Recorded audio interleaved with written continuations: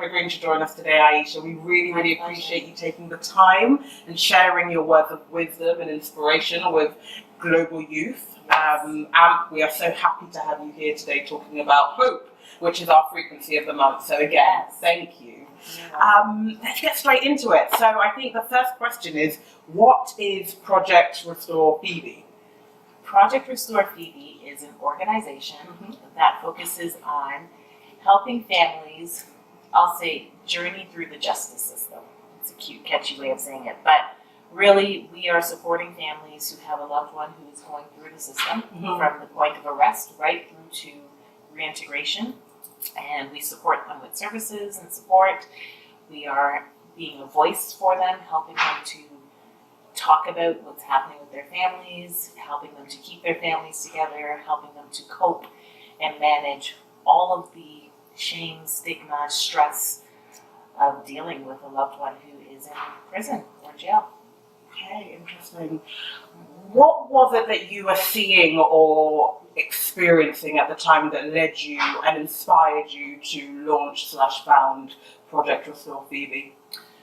So about 5 years before I actually started Project Restore FIBI, our family had finally come out of that situation. So we had a family member, my husband, who had been incarcerated for a period of time.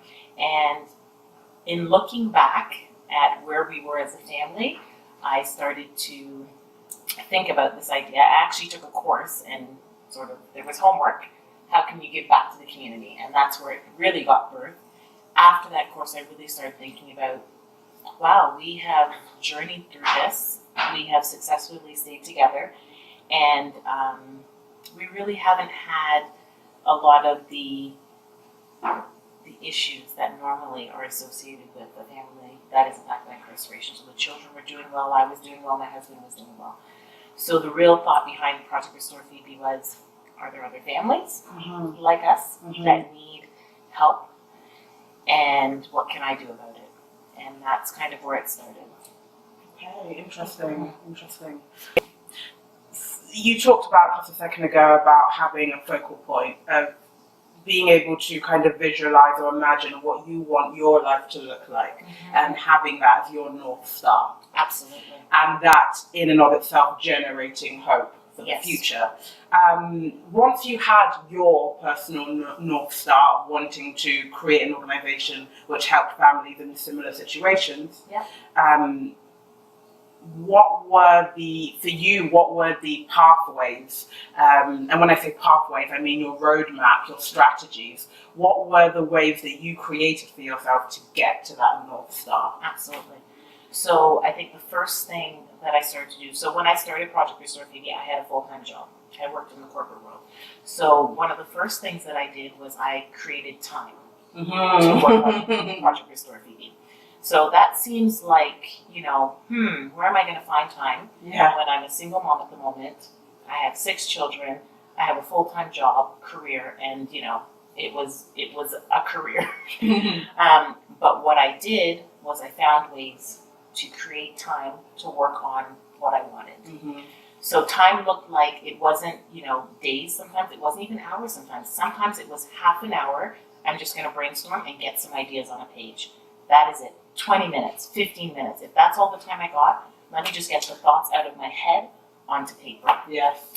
And then after that, I would do some stuff in the evening, and then I would carve out time to do research. So it might be on my computer, looking into what is the impact of incarceration? Is there any data? What's happening in Canada? What's happening around the world? Is this an issue that people are talking about?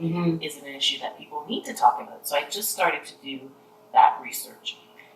Once I got to the point where I had started to carve out these, half an hour, hour times, and, brainstorming, researching, and now I had the data that I wanted, I created more time for myself. So I worked with my employer to cut back on my corporate life. I'm transitioning, right? And so I worked it out with them that I didn't work 1 day a week. I worked 4 days a week. And on the day that I was off, my sole focus was on contacting people, going to the library, getting research, building the organization, sitting down and strategizing, okay, what am I doing? Who am I doing it for? Connecting with organizations in my community that could help me around how do you create a business? How do you start a business? What information did I need to do that? And so those were the most significant pathways. I started to connect with people in the sector that I was working in, so the justice sector. I started to get myself on email lists, started following people on Twitter, on Facebook, on Instagram, who were interested in what I was interested in. And so what that allowed me to do is it allowed me to find out about any events that were happening, a lot of free events that were happening, and the art of showing up. Okay. So I would show up and I would meet people. Some people I wouldn't meet. Some people I just make note of who they were for when I was ready to meet with them, and just started making those connections. So when I was ready to step away from the corporate world and fully into FIBI, I had people I knew in the sector, I had my information down pat, and I had actually created the business to kind of jump into it. Incredible. Wow. A couple of things that I really want to focus on and unpack a little bit is about hope as a verb. Yes. And not a noun, not a warm, fuzzy feeling where we sit around waiting, wishing for that thing to happen. And that's what this whole frequency during the month of February is about. It's about actioning hope. Absolutely. And that is, it's incredible to hear that you were doing things that were bringing about the dreams and the aspirations that you have for yourself. Absolutely. And that's what hope is, yes. Right? Yes, absolutely. It is, it starts with the warm and fuzzy feeling, right? And it becomes that thing that I want. But then it does become the action steps because, if all I'm going to do is leave it as a fuzzy feeling, how do I ever get that thing, right? It is the steps that I need to take to actualize my hope. Yes. To make my hope tangible. Yes. To be able to stretch out my hand and grasp my hope and say, here it is, right? And then the thing that's so beautiful about hope too is that when you grasp that first thing, there's something else that you continue to walk towards. So now it's, now that I've been able to start this organization, I really hope it will reach 20 people this year. I really hope that what we're doing will change legislation. I really hope that what we're doing will change the way that we look at incarceration and change the system. And so everything it's a hope, but then it becomes, okay, what's the work that needs to be done for that hope to become a reality? Absolutely. Yeah. And I think on this issue of incarceration, and mass incarceration, which obviously is a really, really big and hot topic at the moment in North America, Canada, and the US, and we see, school to prison pipeline. Yes. And I think, hopefully, for those who are listening and watching, we're putting on our critical thinking hats, and we are understanding that incarceration isn't just about an individual act that occurs where someone is punished, and there's a whole system and kind of structural system of power and oppression and inequality and disadvantage and underprivilege. Absolutely. That all feeds the incarceration system. Exactly. Absolutely. And that's really, really important to acknowledge. Absolutely. So when you're working day to day with families who are in this situation where a loved one, a member of their family has been incarcerated and they are left, how does hope kind of play a role in that day to day? In one sense, with the interactions and the relationships that you have with those families and that you're building with them, but also in their lives as well. Absolutely. So hope is vital. It is absolutely critical to the work that I'm doing. Because without hope, families aren't even going to be interested in what we're offering, to be honest with you. They are going to continue to move along life status quo, whether it's like, the status quo that you don't want, whatever's normal for them is just how they'll see life. That's the only outlook that they have. So wherever they're at. So hope is critical. In the day-to-day, it is important. So I'll do it. It's the two-sided coin, right? There's the hope for me, but it's the hope for them. Mm-hmm. And they play together. Okay. So for them, it's about showing them the possibilities. It's about exactly like what I said to my children. What do you want your life to look like? I know this is what it looks like right now, but what do you hope for? What do you hope for yourself? What do you hope for your children? What do you want for yourself? What do you want for your children? And so that's the message that I try to give to these families, because this is but a moment in time. Mm-hmm. And hope says, because of that, this is going to pass, right? And so what do I want to reach for? So that's what we're trying to give to the families. And what that does is it starts conversations in the family. It starts a conversation around, what do our relationships look like? What do our finances look like? How did we end up here in the first place? What supports do we need? Who do we need to, align ourselves with? All of these things. We need to change our friendships. All of these things begin to happen for a family, because when you start to think about where I want to be and what I'm hoping for, it means that there's change required. For me, the hope is important as well, because there are goals that I have with Project Restore FIBI. It's not just a day-to-day job. It's not just, I just want to get up and I'm, shuffling paper or doing. The hopes that I have are changing the system, all of these things. And so with that in mind, it helps me on the most challenging of days, when I don't want to get up, when this work is too hard, when this work is unfulfilling, when this work is not responding to me in the way that I think I'm putting out effort and I'm not getting the response back that I want, all of those things. It is my eye on that prize that says, you better get up and you better put in, even if it's a couple hours today, you need to continue to do this, because people are depending on you as well, right? Yeah. Let's see, what else? I think I would, as kind of beginning to wrap it all up and bring it together, you are the founder and executive director of Project Restore FIBI. Yes. I guess my question is, what is the hope? What do you want to see Project Restore FIBI achieving at the meta level? The big one. What do you want to see? What kind of systems change do you hope for Project Restore FIBI? Oh, so the ultimate hope is that we will see incarceration disappear in the way that it is done today. It is detrimental, and it creates this cycle of incarceration. It's not just families, it creates it, as you were saying, there's these systems that are created.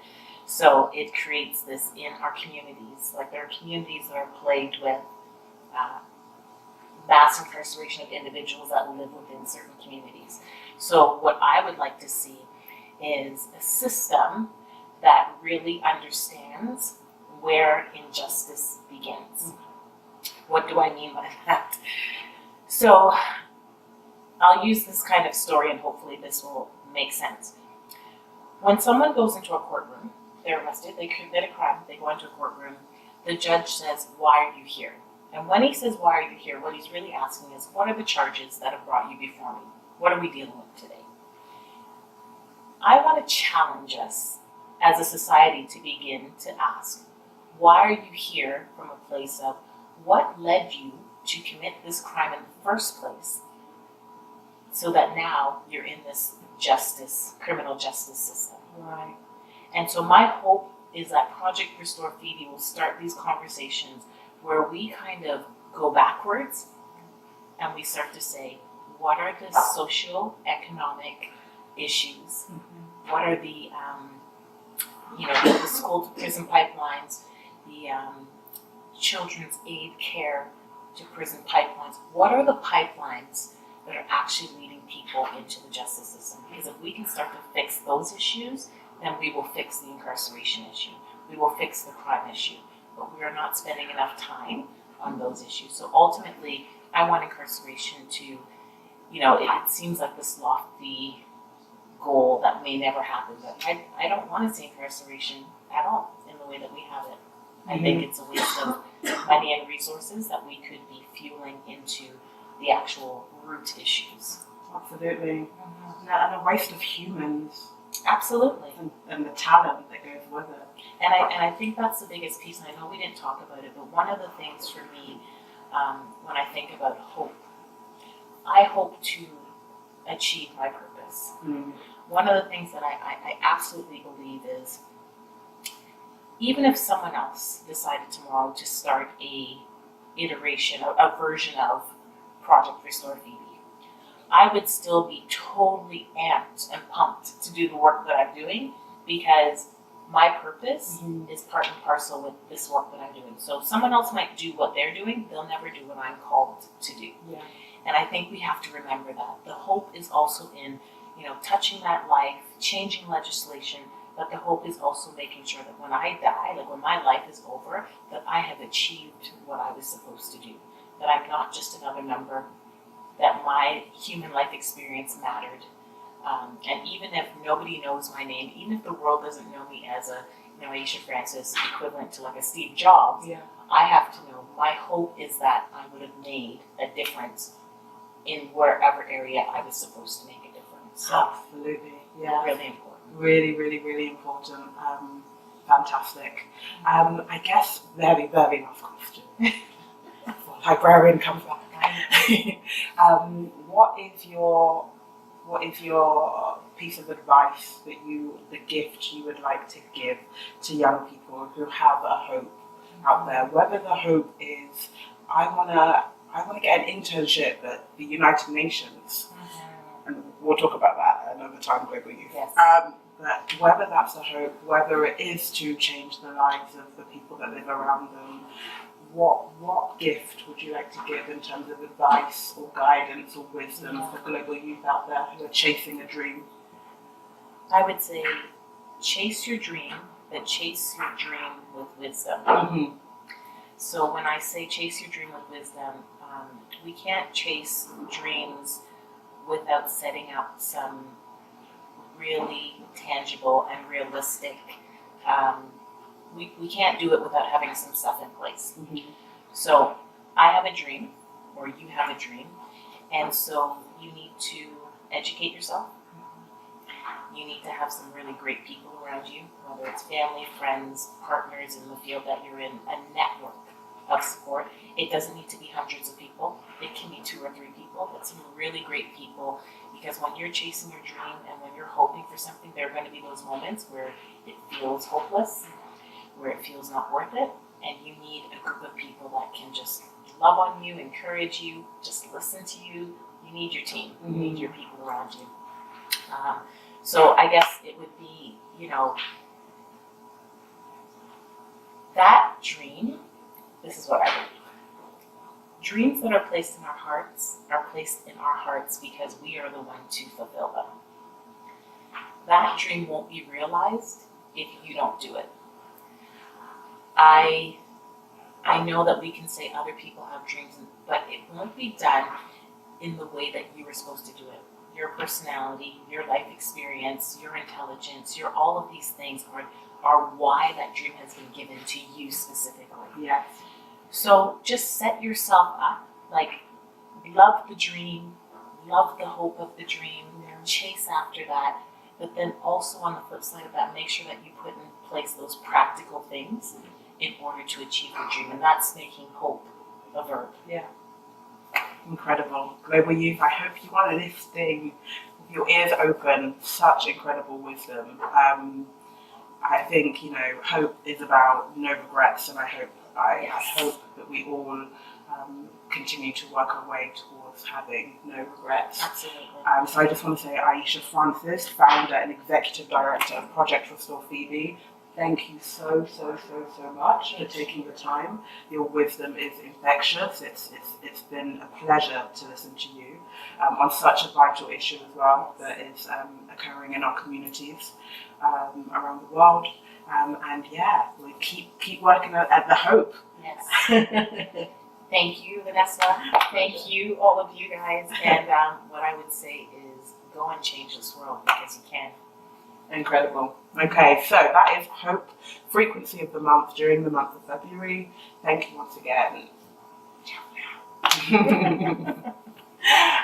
Great, okay, so that's kind of finished.